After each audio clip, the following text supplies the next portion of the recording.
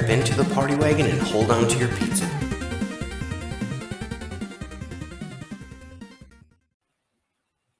Hi, everybody, and welcome to a very special episode of Epic Tales from the Sewers. I am your host, Justin. Eric couldn't be with us today, but I have a very special guest. Our guest today is Mr. Mateus Santolouco. You may know him from such series as The Secret History of the Foot Clan, all the issues of that one, City Fall, the series arc with Dark Leonardo, issues 21 through 28, The Secret History of the Foot Clan, which I just mentioned, and Shredder in Hell, all 5 issues of that. Writing and doing the art on. I want to welcome you, Mr. Mateus Santolouco. Hey, thank you. Thank you for having me. So I have been going over a lot of the comics. Just you had a really big impact on the Turtles. I don't know. Do you ever think about that? Like, there's a big chunk of this history that you're responsible for. Yeah. At first, I thought it was a little bit like a surreal feeling, you know. When the first time I chat via email with Kevin Eastman, I was like, "What's happening? What the fuck is going on?" But at some point, it's work, and you kind of try to naturalize it in your daily life and not to think too much about it. Otherwise, you can choke, you know, you can get stuck, get nervous and stuff like that. So yeah, but looking back at, I've worked with the Turtles with the sequential art for almost 9 years or something like that. And looking back, I'm really happy with the impact that my work have had on all the fans, and yeah, it was great. Yeah, what got you into Turtles in the first place? Like, did you like them as a kid? Did you have the toys, the comic books? What's your history with Turtles? So here in Brazil, the comics they didn't get out here until the cartoon was being aired on Monday shows, morning shows, kids morning shows, and I was in school in the mornings, so I didn't have that much chance to watch the cartoon show, and so I was familiar with it. I mean, I knew it existed, but I didn't have too much access to it. And then all of a sudden, these arcade machines with the first TMT game for arcade were like everywhere here in my town, and obviously I recognized it from the show, and I started playing, and I got really addicted to it, and that's what hooked me up in the Turtles. And then once I was hooked in the arcade, then I started like to programming my VCR to record the cartoon show. Since I was in school, I couldn't watch it, so I programmed the VCR to record it. And when the movies came out, the 90 movies, Jim Henson movies, I was like blown away by it, and I became like a huge Turtle fan since then. And I was like, at that time, I've always have always drawn since I don't remember when I started drawing. But at that time, for like 2 or 3 years playing that game and watching the movies and watching the cartoon show, all I was drawing was turtles, you know. So if we were to play the arcade game, who's your go-to? Who do you pick? Oh, Donatello for sure. Donatello, okay. Is he your favorite? Not actually my favorite. I don't think I have like a favorite turtle. That's It changed fair. from time to time. It changed from time to time. I mean, there were periods that I were like, I think I'm more into Michelangelo right now. And sometimes when I was drawing the books, there were times that were like I was more into drawing Leonardo, sometimes Raphael. It changed from time to time. I like them all, of course. But in the game, you know, Donatello has the bigger range. Yep. So he is better for I totally understand that. Yeah. Yeah. You mentioned something interesting about how your favorite could change. You had such a definitive arc with Leonardo, where he goes and joins the Foot Clan and all that, and a lot of the Foot Clan lore and all that came directly from you. You kind of are the Foot Clan guy, you know. But with this, are you excited to see Dark Leonardo coming back in Armageddon game? I am. I am. I was really happy to have the chance to draw him again on one of the covers. And I mean, I'm not really aware of all of it, what's going on in Armageddon Game, all of that. I mean, I've been away for like 2 years or something of the Turtles, just doing covers. So I have like a rough idea of what's going on, but I don't know which part Dark Leo will play in the whole plot. So I'm curious. I'm curious to find out. Yeah. Yeah, it's starting to get good, and what we know about Leonardo is that Dark Leo is this power that he has to unlock in himself to be able to fight the Rat King and all that. And that's just kind of where it's gotten. I haven't read the newest issues; they're not out yet, but yeah, it's moving along, and yeah, and it's really connected to I mean, not directly to Rat King, but to this whole like the pantheon of demigods. Yep. Dark Leo is kind of connected with that, so I think it's well played. with Kitsune and all of them, and man, it's so interesting in how there is this pantheon of gods, and it's it's right like Greek or Roman mythology unto itself, and such strange characters. So there's an interesting story about how a few things came to be, because well, I created Kitsune when I was like doing the storyline for Secret History. Eric Burnham wrote the script with me, but the storyline I was writing on my own, and I created Kitsune to have this mystical aspect of Shredder coming back to resurrecting in the present, and being this kind of immortal being. But I had no idea she will be like a member of a family of demigods. This is Tom. This is Tom stuff. And then Tom started to build that up and put a Rat King. And in the issues when we introduced Rat King, I was drawing, and there was this manuscript or something that April was studying, and had all these demigods. The one that appears on Ghostbusters versus Ghostbusters and Turtles, and other demigods, Rat King and all. And I draw like just to play, since the name of the first incarnation of Shredder was Takeshi Tatsuo, that means Dragon Warrior. I just draw a dragon in there. It was not on the script, and I draw a dragon on the manuscript just to play with the idea that maybe Shredder has some part of that in that story. And I didn't mention to the guys. I didn't mention to Bobby. I didn't mention to Tom. I just put it there, like my little personal Easter egg. But Tom got it, and then they start to build this story about the dragon being the father of all of them. And when I realized that, I wrote to Tom, "What the fuck, man? This is great." I'm glad you know. I'm glad you know this. So, and then when I got to roll Shredder in Hell, which I just like pick it up on the idea and build it around that. Yeah, that was crazy. I mean, what was it like doing the artwork and writing for that one? I mean, is that like a 2-year task to get like 5 issues done? It was sort of. It was, but mainly because I was trying to outpass myself, I guess, and doing like more refined work and with gray tones and using Copics in every page, and that took a lot of work, a lot of time to get done. And so the writing was not that time expensive. I mean, but time consuming. But the artwork was it was what made the book get late a few times, because it was too much work.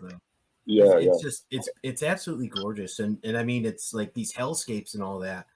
It reminded me of, I don't know if you're a fan of the Green Lantern at all, but there's a planet that they have called Yasmalt, where your Red Lanterns come from, and it's just like this hellscape with like all this craziness going on. And I'm just like, oh man, that's what this reminds me of, with this insane detail. Nice, yeah. I mean, I like Green Lantern, but and I'm a, I'm aware of the Red Lanterns, but It's like an Alan I Moore don't. story, like way back. Yeah. Yeah, but it's not related to like Darkest Night or something like that. Yeah. Blackest Night. It would be. Yeah. Yeah, yeah, okay, It's all these things tie in. So, yeah, but yeah. so a couple questions. So you're going through and you're really developing the Foot Clan. Do you feel that at their core the Foot Clan is honorable, or do you feel that they're so far removed from that? Mm.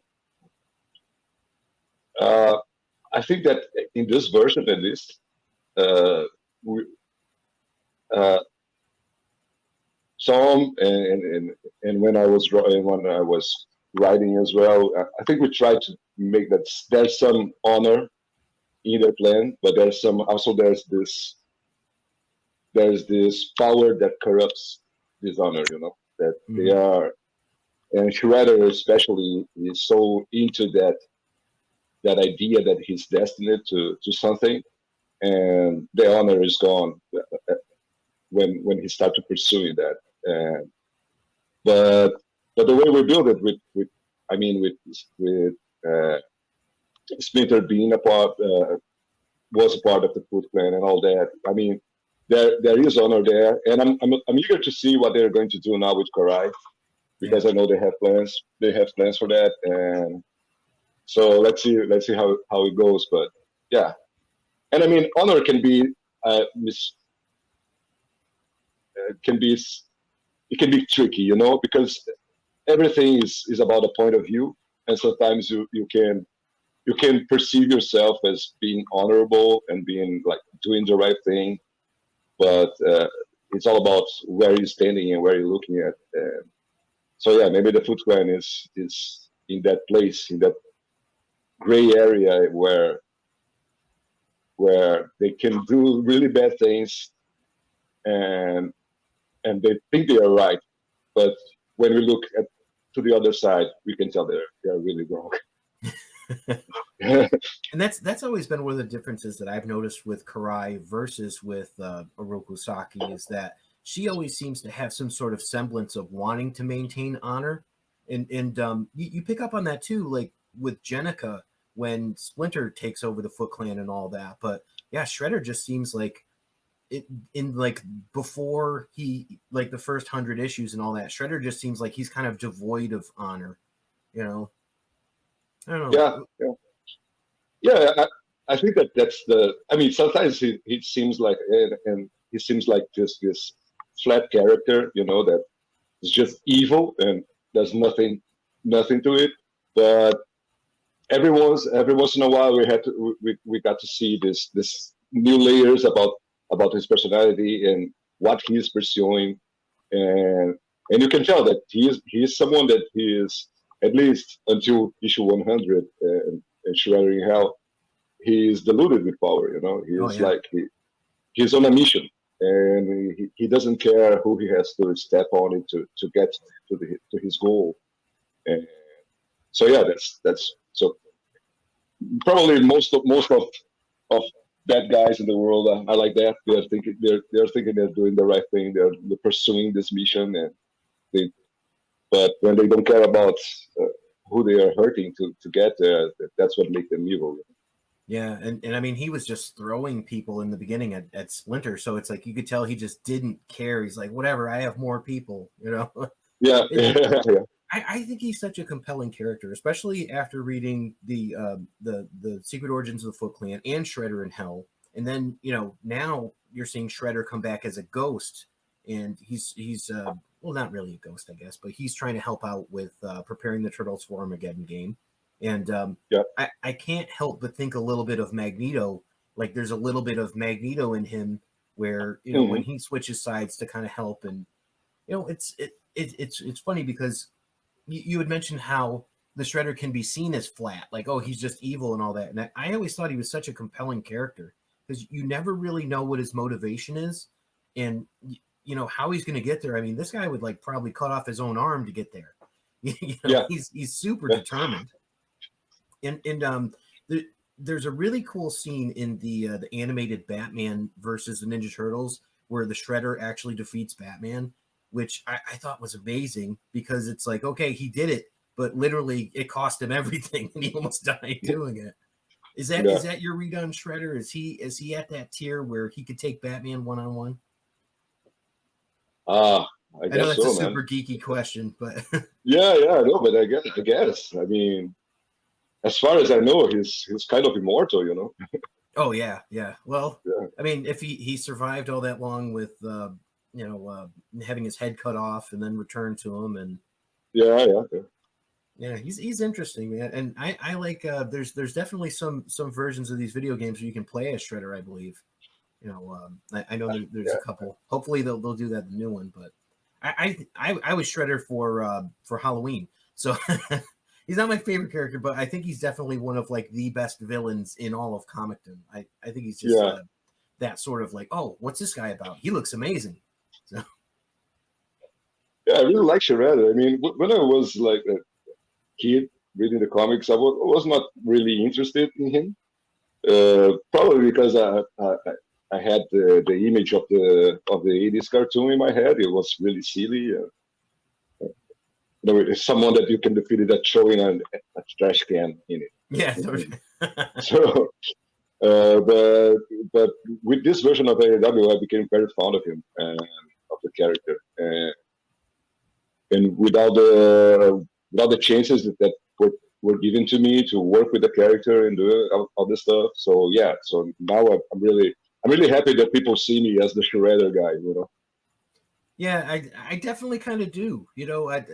It's funny because certain people have like those iconic pictures of things. Like I mentioned Dark Leo before. It's like if you look up a picture of Dark Leo, it's your artwork, you know. Yeah. But like for Shredder, it's pretty much a toss up. Like it's pretty much going to be you, or maybe it'll be Dan Duncan, you know. So Yeah.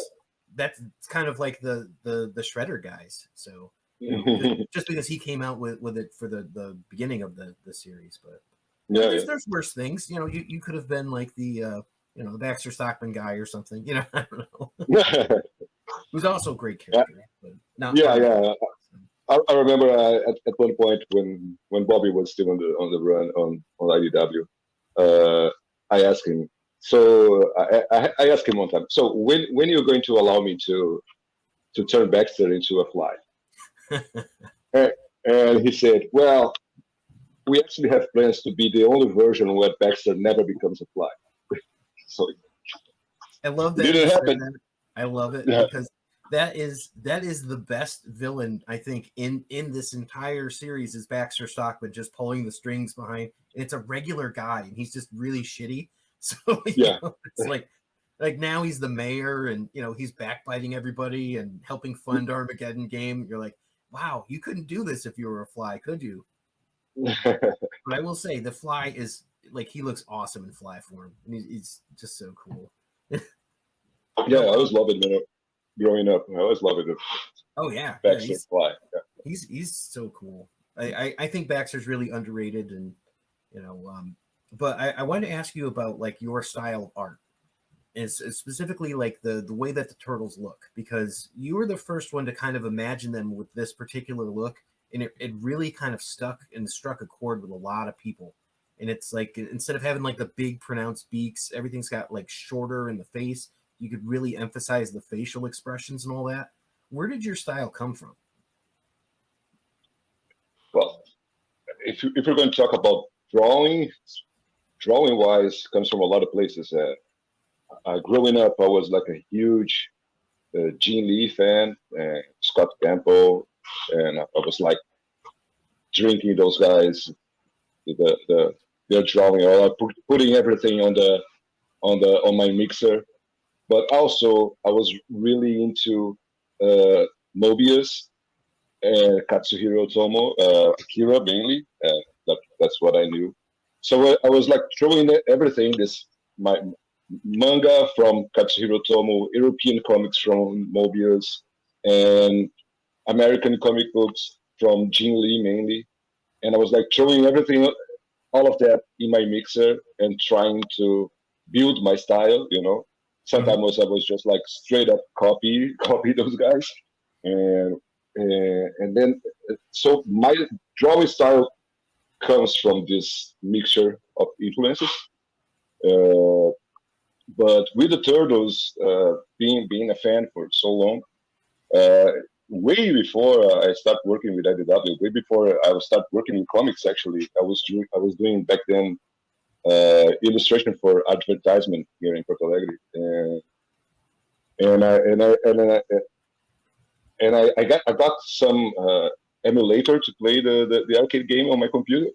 I was like, oh man, I really it would be really nice if the turtles were not all the same, just with different colors. If they had like different body shapes and facial features.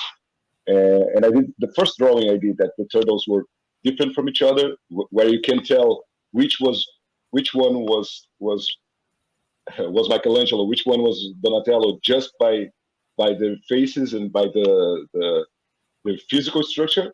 Was back in 2005, if I'm not wrong, and it was just like a simple sketch that I posted on DeviantArt. And when I got the chance to work with IDW, what my immediate thought was, well, I got to take this idea and take to the comics right now that I'm going to do this officially. I have to do this in the comics. And strangely enough, I'm not sure if it was just a coincidence or not, but I started doing that before the 2012 show, the Nickelodeon show that was start to be aired. Mm-hmm. And there were a lot of similarities, you know. Donatello is taller, and the only thing that I do differently is my Raphael is always the shorter guy, because I've always imagined him as the Wolverine of the Turtles. So I make him shorter than anyone else. And in the show, I think he's taller than Raphael, something like that, a little bit. I think he's not as short as Mikey on the show. Yeah, I think Mikey is the shortest. But there was a lot of similarities, and I mean, I think these ideas were out there. I was not the only one thinking about that, and I just had the chance to do the comics first, and Cyril got the chance to do it in the show, you know. Yep. Yeah, he did. Yeah. But I think they used your artwork style for the PlayStation game, for the Turtles video game. I don't know if that's really Mutants cool. Mutants in Manhattan. Yeah. That's pretty great. I beat that game. I loved it, and it had a lot of fun stuff, like between like, oh, here's Bebop and he's throwing bombs at you, and a Wingnut, and it's like, oh, okay, this isn't exactly like it was in the comics, but it's cool, and that's got to be a feather in your cap. That's pretty fun. Yeah, I was really excited. They used my artwork, and it was weird. I find out about this game. I got an email from Activision, and they were like, "Hey, we're doing this turtle game, and it will be released soon, and we think you are perfect to do the cover of the game.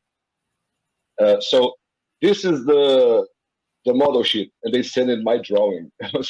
So of course I'm perfect. This is my drawing.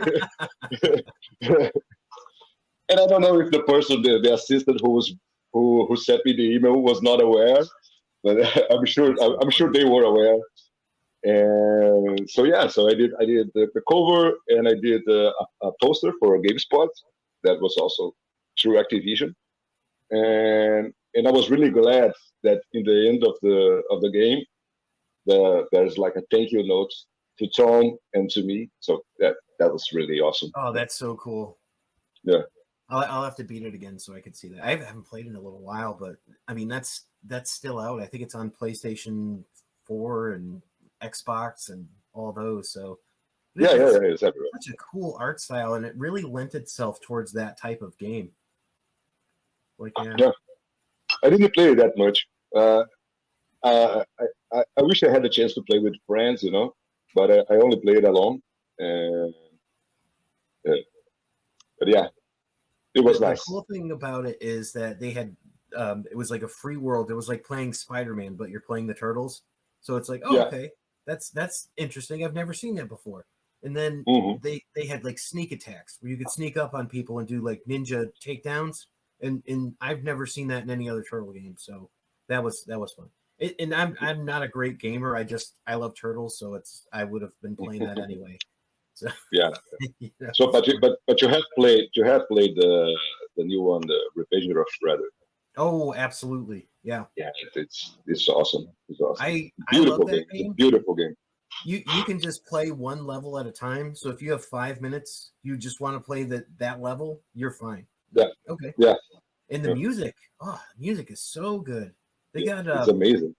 they have Mike Patton from Faith No More. You know, Yeah. it's like, what? Yeah. This is amazing. So yeah, It's I'm a awesome. big fan. Yeah, and it's not a surprise that was the biggest video game of last year, probably until these new ones come out. But or not. And I heard that Mike Patton is a big turtle fan as well. Yeah, probably that's why he's there. There's a curious thing. A friend of mine from São Paulo, his brother-in-law lives in Australia with his sister, and they have a child called Mikey because of Michelangelo. That's cute. And the godfather of the child is Mike Patton. You're kidding me. I'm not kidding, man. I was like, wow. what? Wow. Yeah, no, I'm a big fan. I swear to God, it's true. Phantomus and all that. So Yeah. shout out to Mike Patton. We'll have to tag him in this interview. So that's fantastic. Yeah. Maybe I love Lovage. I love Lovage, for Mike Patton. That's his other side project one? He's got so many. Yeah. Yeah, It's one of his side projects, yeah.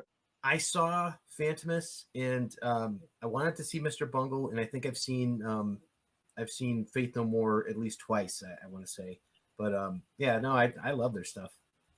So they were good. I never seen them live. I would love to, yeah. I didn't see him when he jumped and did a flip into the crowd, but I would have loved to have seen that. When you talk about some ninja moves, it's like, yeah, that's pretty cool. Yeah. I don't know that I could do that at my age now, so that's really awesome that you do that. That's cool. I didn't realize we were talking about Mike Patton. That's So what do you like to listen to when you draw? Or do you like complete silence? Do you like classical? Do you watch episodes of like Seinfeld or The Office? Like what do you like when you create? Yeah. When I was younger, I used to like watch shows while I was drawing. Seinfeld, Friends, and whatever was playing on cable.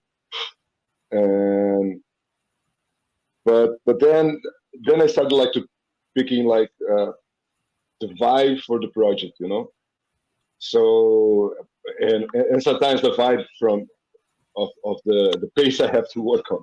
So if I'm getting late on deadlines, sometimes I put like heavy metal, just like to be like the drum guy in the end of the ship, like, oh yeah, giving the pace to the work. But with the turtles, I mainly listen from most of the time hip hop, and it could be like Brazilian hip hop or Snoop Dogg, Dr. Dre, stuff like that.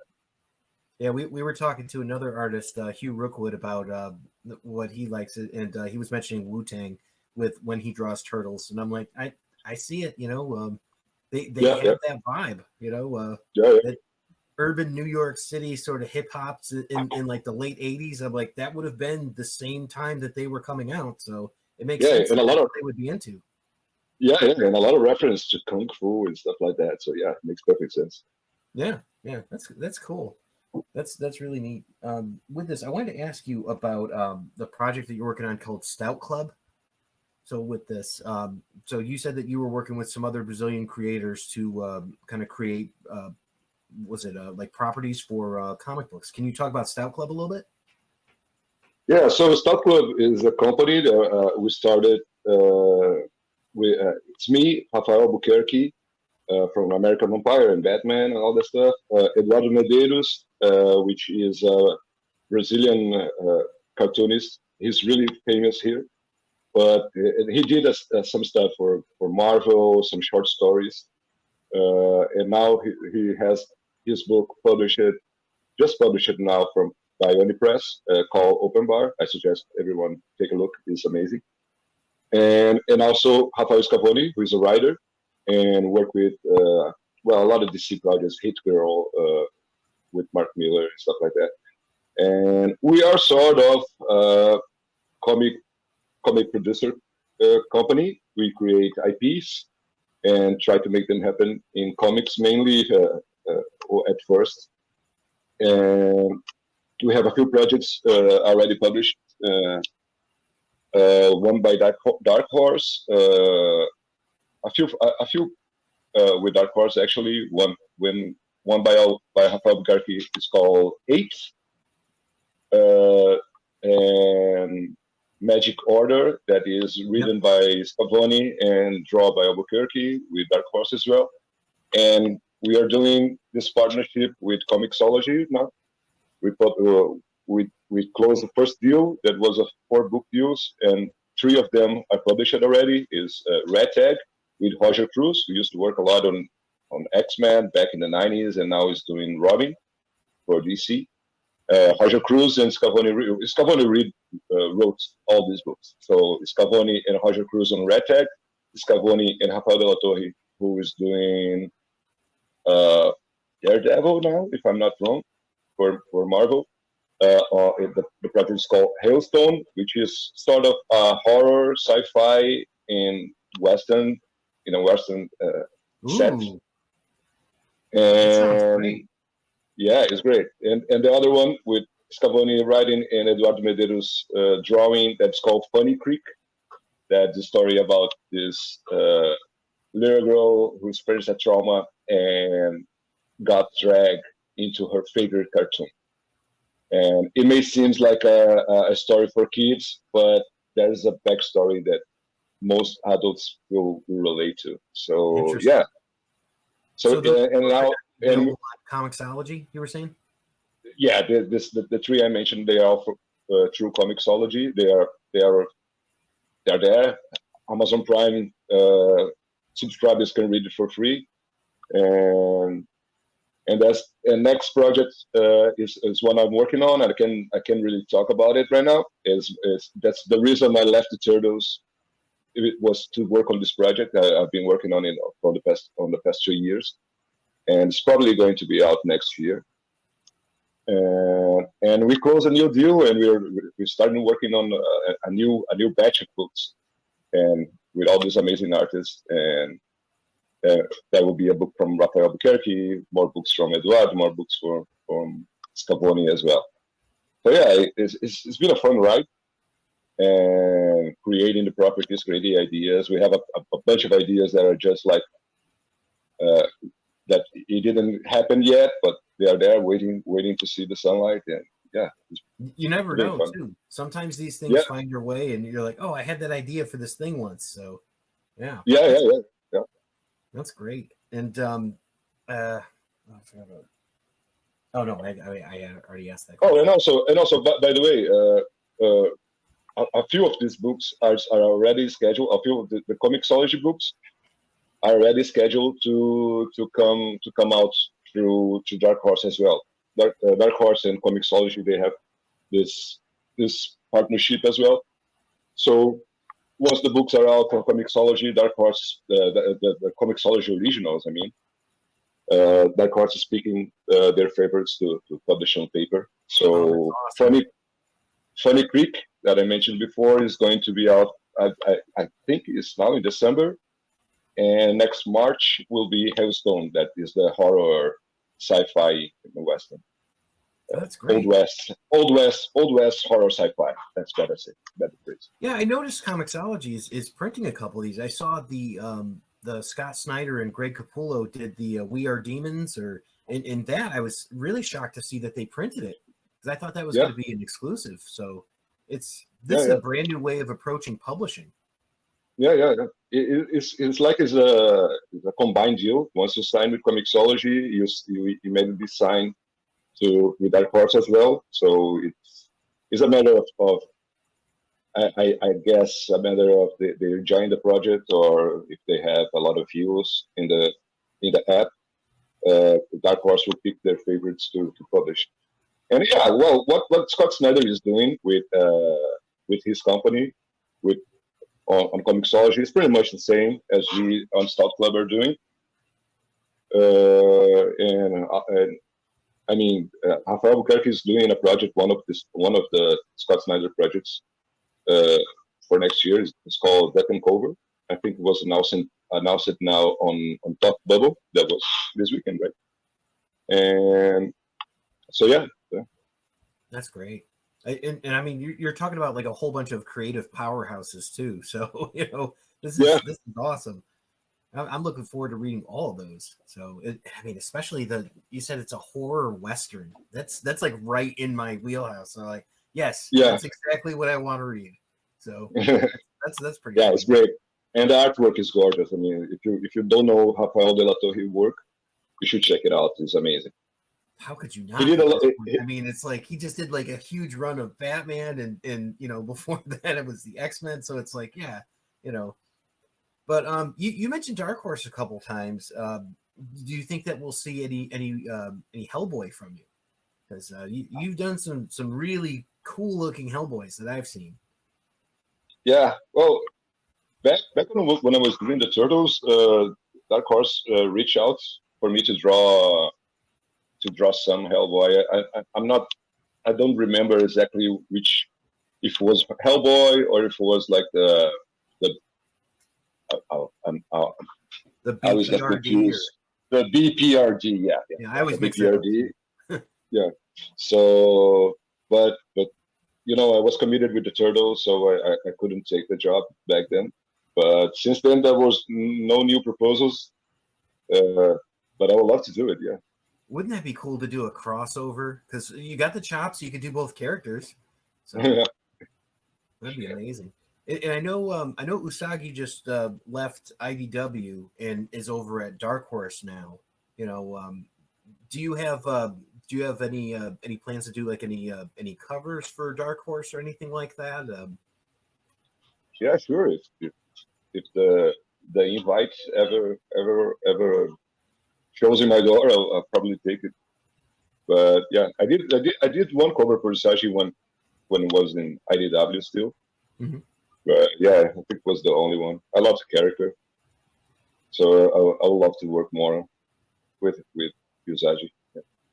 Now, am I allowed to ask you? I'm going to ask anyway, but any chance that we'll see any variant covers for you from the Lost Years, the last Ronin book?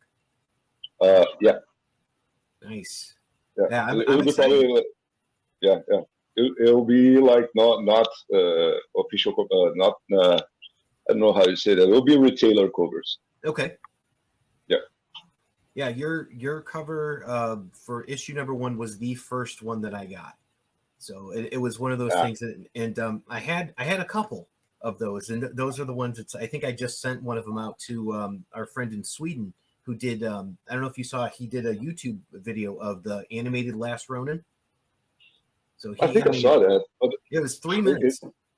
It's 3D. It's 3D, right? It is. Yeah. I saw that. Yeah. So we got together with our friend Ben Bishop, and we sent him a little care package, and your cover made it all the way over to Sweden, so he has your cover of that. Nice. Yeah. I'm glad you like it, man. I really love that cover. Really like how it came out. I do too. It just it has that really cool vibe of being pensive, like he's thinking, and it just really reminiscent of like a Dark Knight Returns sort of thing, and I really enjoyed it. And I'm a big Batman fan too, so in Daredevil, the people that usually hang out on Gargoyles, so that was that makes total sense now that I think about it. So that's pretty fun. So we're gonna see you in Lost Years. That's great. Yeah. With this, is there anything that you're excited that you're reading right now? Like whether it's independent or if it's like Marvel, or like what kind of gets you excited as a creator? Like are you reading comics currently? Actually, it could be a novel. Whatever you're reading. Yeah, I'm not reading anything right now, to be honest. But the last thing I've read was Ultra Mega. Yeah, by James Harry, and I'm really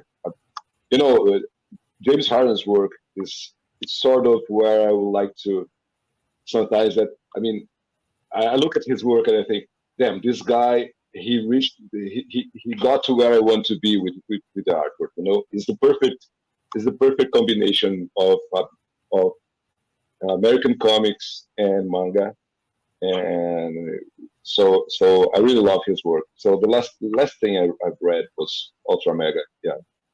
But I'm not reading anything. Yeah, and I just read Last Ronin as well. I got a copy from Ben Bishop. Uh, I haven't read till a few months ago, and I really love it as well. You give that to So I'm really Granite State. yeah. Yep. Yeah. I got it, granted. Yeah. So I'm really excited to see where they're going to take the last year's storyline. I'm really curious what they're going to build up, and it seems like a fun alternate universe for the turtles. So yeah. Oh yeah, and some great characters with Casey Marie Jones and April Yeah. with the cybernetic hand and leg. So I mean, we're excited, and it's one of those times where it's like when the last Ronin came out, then you've got like the Turtles movie came out and the Turtles video game and all that. It's the biggest time since like 1991 where the Turtles was the most important thing ever. There was no Marvel movie, you know, it was in between like DC movies. This was the most important thing. So, you know, Mm-hmm. it's just one of those things where, you know, that doesn't happen often. So it's pretty special. It was pretty neat. Yeah. Speaking of Granite State, we heard that you had a really interesting time there at Granite State. What'd you think of New Hampshire and the folks that came out to Granite State? Ah man, I love it. I love it to be there. I love to meet all the fans, all the Bish kids. They were really nice to me. And I mean, and about Hampshire, I mean, I just met that one street. You know, it was the hotel and that one street that in front of the hotel where the bars were. Yeah. And at the first day, I took a walk with my wife, and we walk around and look. And it was really, it's a pretty charming place. And but you know, I didn't have like the chance to like actually meet the town. And but as far as I've like a seen, forest or something, you know. yeah, no, nothing like that. Yeah, but yeah, but I'm glad everybody was nice to you. yeah, no, it was great. It was great to hang out with fans and with all the guys. Ben, Kevin, was Tom. It was really nice. And it was a surprise to me that this is sort of like the Granite State is sort of like a secret turtle convention, you know. Yeah. You guys had your own room too, of just turtle. Yeah. Yeah, there was that. And I met Eric Talbot, which I've been a fan for years, and wow. I met him. It was awesome. He was really nice. His artwork is killing it right now. I just saw some of the stuff that he did on Instagram. Wow. Yeah. He's insanely good. I was going to ask you if there was anybody that you met. Was that the first time you got a chance to meet Kevin, or? No. I met Kevin back in 2016, I think, in San Diego. And well, Ben, I know him, I think, around the same time. I've met him around the same time.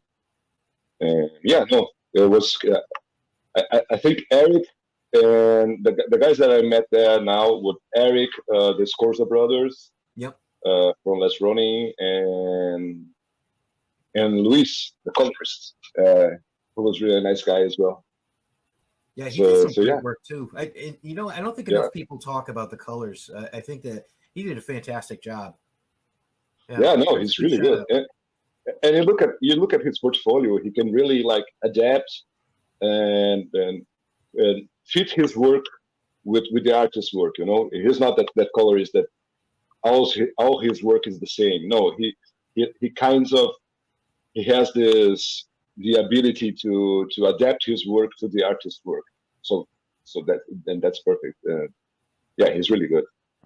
Do you like to color your own artwork, or is that something where you feel that's like a whole thing unto itself? No, I enjoy coloring my own work. I mean, on covers, I usually do that. Almost 99% 99.9% of the time on covers, I'll be the one coloring it. And because I think I'm always like already pitching my work with colors.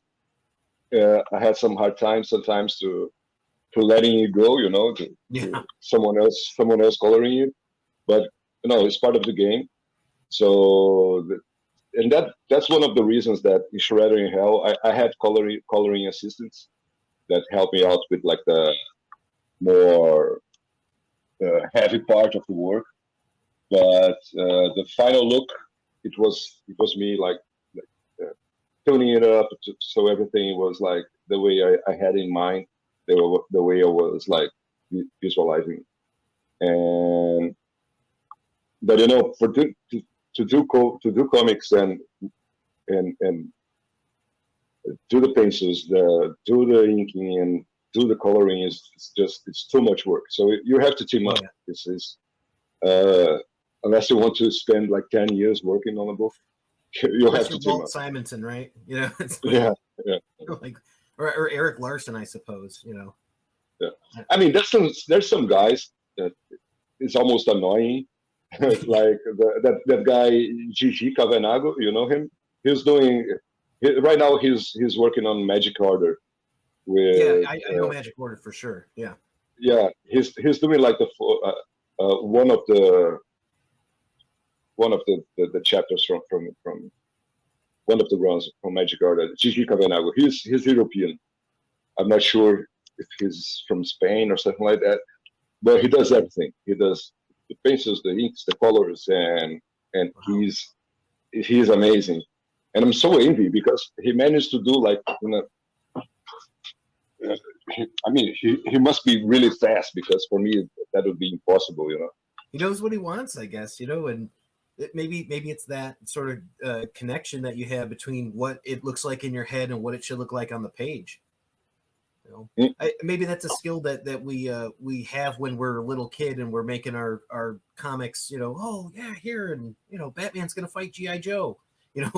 Like stuff like that. But yeah, but also when I work with advertising here, I was an illustrator, and I mean I did like animation, character design, illustrations, all sorts of things. Related to art for advertisement, and I had to do it all, So this was the moment where I was I became a professional while I was working with that. When I started working with that, I was an amateur artist, and I started working at advertisement, and I became a professional working with that.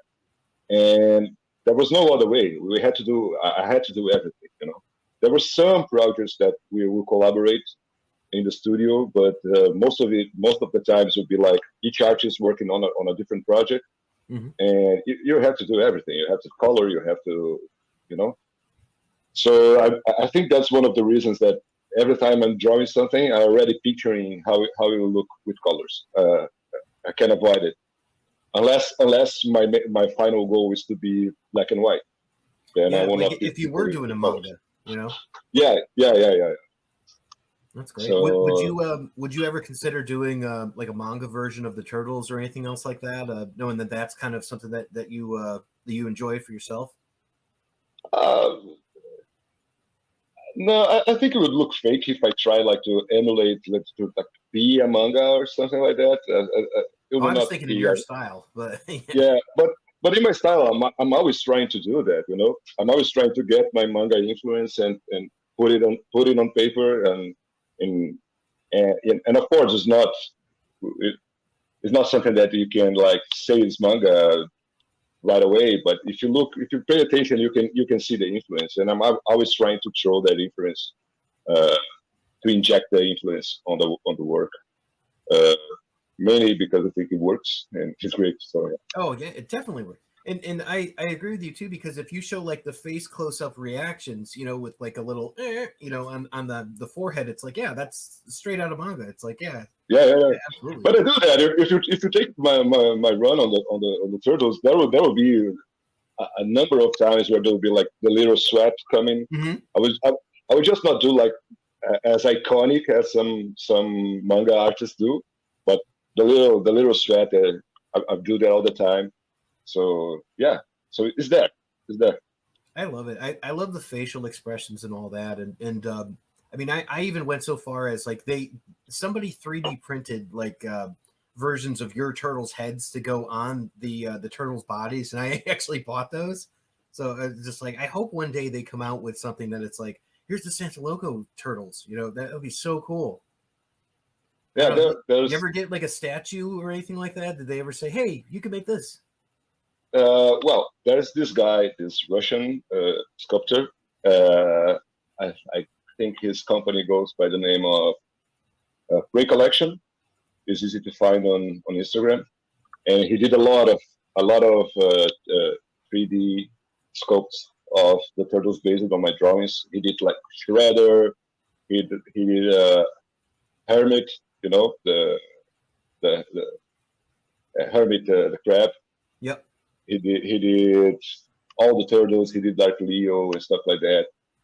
And well, he did a lot of those, and they are really spot on. I mean, you look at it and you say, well, this is Santolouco's turtles. This is Santolouco Shredder. You can tell right away.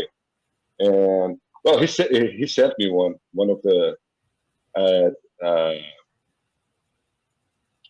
his God, I think forgot I the have one. I don't know if I can find it, but word in English. yeah, I do. I do have one, and they made a Jenica too. It's super tiny. I don't know, but I mean, like that's just why I was mentioning it because these things are Uh, everywhere. this is from Recollection. I don't know if you could see that, but Yeah. That's the one. Yeah, yeah, it's this guy. and it's Yeah. this is Leo. So This is Leo. Yeah. yeah, and it's great, but it's super small, like 2 inches and Yeah, all yeah. that. And I think that the board game also has your artwork. So like I Yeah. said, It's really you have this indelible mark on the turtles, and it's like everywhere you look, there's this little piece of influence, and it's so exciting to me because I'm like, wow, that would be just great. It would blow my mind. So yeah. And now there's this French company called Faribaults, and they do like this really limited series handmade sculptures. And they got the licensing from the turtles, and they are doing a Mateus Santolouco Turtles collection right now. The first one is out is Raphael. You can check it on my Instagram. Is oh there? sure, I posted. yeah, Yeah, and yeah, and that's so. There will be like this diorama of the four turtles in Splinter, and they're releasing one by one. And the next one will be Leonardo. And so yeah, so as far as action figures or statues or something like that, that's there's this Russian guy and the French guys. And for some reason, I'd love to see the it, French Leo. the French TMT fans, they love my work for some reason, Because and they see the Mobius in it. That's why. You know, yeah, maybe. I was just trying to. What's big in French comics? Do they still like Asterix? I don't know what. I think Maybe. they do. Yeah, Yeah, I think they do. Yeah. I think that Well, was big in Tintin, right? yeah, yeah. So Tintin is maybe was. that there's some sort of correlation there. I don't know, but Mobius. Yeah, I mean, yeah. Not to be confused with Morbius for anyone's listening. It is not to be confused with Morbius at all. So that it's was really hard. Yeah, it's really hard for me to say Mobius because here in Brazil we have this.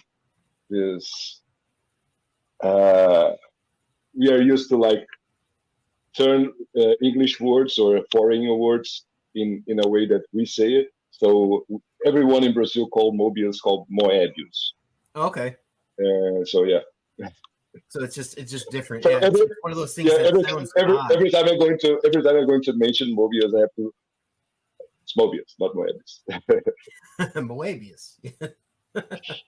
I don't know. Yeah, it's I'm in because the Chicago, so Mobius. everything sounds odd out here, like sausage. Yeah. So that's how they sound. Uh, so speaking of sausage, are you a fan of pizza? And what is your favorite topping on pizza? That's easy. Is pepperoni. The old standby. Yeah, absolutely. Yeah, yeah.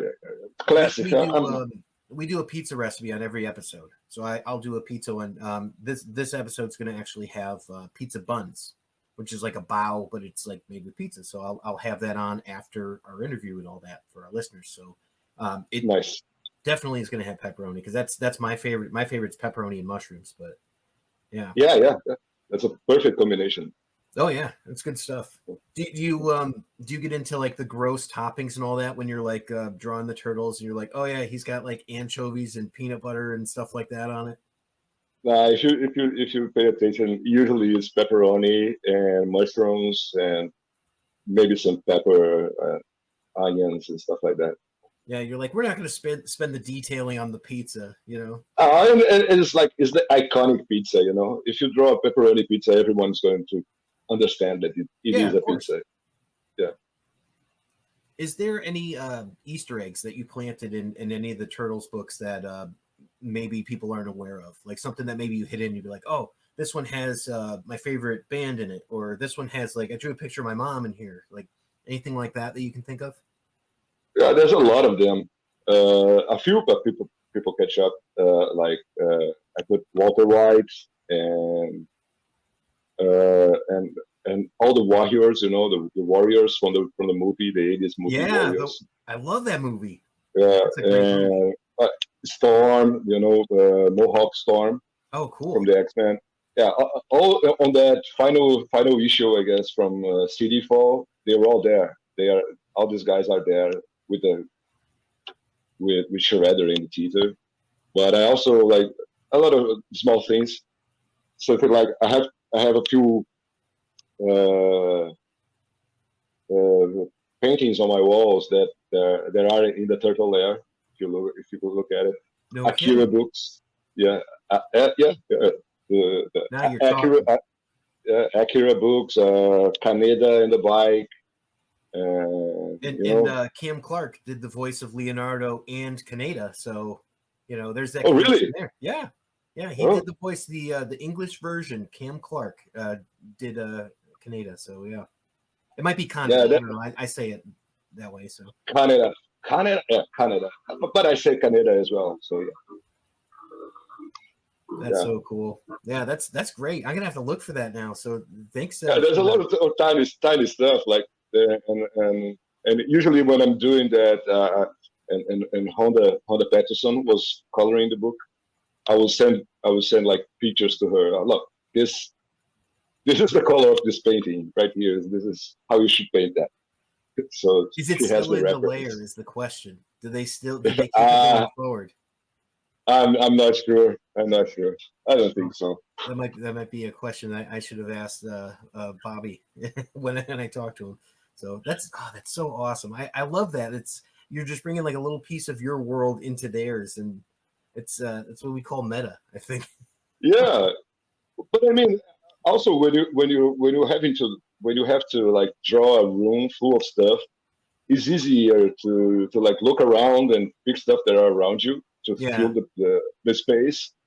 Then, especially if it matches, you know, like one of the paintings I have here is like this street art, sort of engraved in wood and with graffiti on it.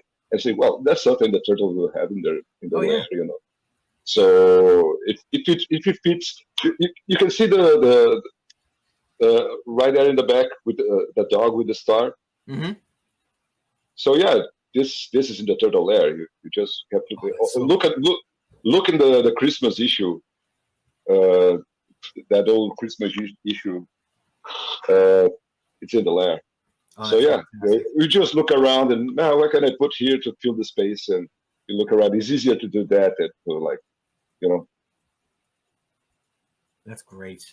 I'm so glad that we came to that, because that was such a big question that I always had, and now to know that you've got these paintings, and that's just really fun.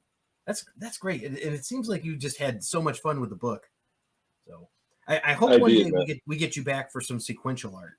You know, I know you kind of moved on to some other things, but maybe it'll be like a one shot or something. But I'd love to see that. I'm sure a lot of people would. Yeah, man. I was, ideally, I'll be like doing the turtles already again. Like ideally for me, I'll be like swinging between, bouncing between the turtles and personal work. And but with the pandemics and all that, it was not an easy time Oh yeah. to anyone. And so now I'm finishing my creator owner project. And but as soon as I finish with that, if everything goes well, I would love to be back to do Do you have something with turtles. but besides the turtles, do you have like a dream character that you'd like to do a book on? Like, is there one character you're like, wow, that's the one I want to get? Yeah, I'm not sure. I mean, I would love to do something with the Thundercats, actually. Wow, At that some is, point. I think, the best answer I've ever gotten. Yeah, We had, I because did have Freddie Williams on, who did the Thundercats and Masters of the Universe crossover. That yeah, was yeah, that yeah, yeah. was awesome. That was awesome. Yeah, So I a had, Thundercats would be great. yeah, yeah. Uh, I have a lot of ideas about what to do with the Thundercats. I would love to do that. They were at Wildstorm, so that means that you'd have to talk to Jim Lee about it. So you can talk Yeah, to Jim about that, and yeah. because I, ha- I haven't met Gene Lee, but I have my connections. Maybe I can get to him. like, hey, this is where my head's at. What do you think? With all these Yeah, Thundercats stuff, like they're releasing these Super 7 action figures now for Thundercats, and so they're really popular. yeah, So maybe there's a chance, but that is a great answer. So, yeah, yeah, yeah. You should check on my Instagram. There's a lion I did, a lion and a snarf, and oh, you can okay. get you can have an idea where I'm going with these ideas if you're curious. Oh, definitely. And I'll make sure everybody checks out your Instagram, and it's at Santolouco_art. And on Twitter, it's at Santolouco. So, Yeah, and then you can also check out at Stout Club. So yeah, with that, and also stoutclub.com. stoutclub.com. Okay. As well. Yeah, Yeah, I'm definitely going to check some of that stuff. With that, I thank you so much for joining us. It's been awesome talking to you, and I mean, Thundercats, you just blew my mind with that last piece. I'm super excited to see that one. But for our listeners to go and check you out at these places, is there any other place that you like people to interact with you on social media? man, mainly on Instagram. I mean, Twitter. I I've tried I've tried to post stuff there, but it doesn't seem to it doesn't work that It well doesn't as have the same Instagram for me. impact. Yeah. Yeah, so mainly on Instagram, at least for now, mainly on Instagram, and yeah, that's it. That's And thank you as fantastic. well. Thank you for having me, and thank you for bearing with me with the English Oh here. yeah, no, you're fine. You're fine. I look forward to hopefully seeing you next year at Granite, because I should be there at Granite State, and we'll get to say hello, and you can meet my co-host Eric when he's back. So it'll be a lot of fun. Nice, nice. All right, Looking folks. Well, forward to it. with that, I will be right back with your pizza recipe for the day. Everyone thinks because you're a zombie, you don't know good coffee. Well, they're wrong. There's only one brew that gets my seal of approval. Deadly Grounds coffee is my guilty pleasure. The aroma is so intoxicating. It brings all of my neighbors out of the woodwork. Deadly Grounds coffee. Coffee to die for and zombie approved. It's good to get a little deadly. Use the front door! Oh, they're so disgusting.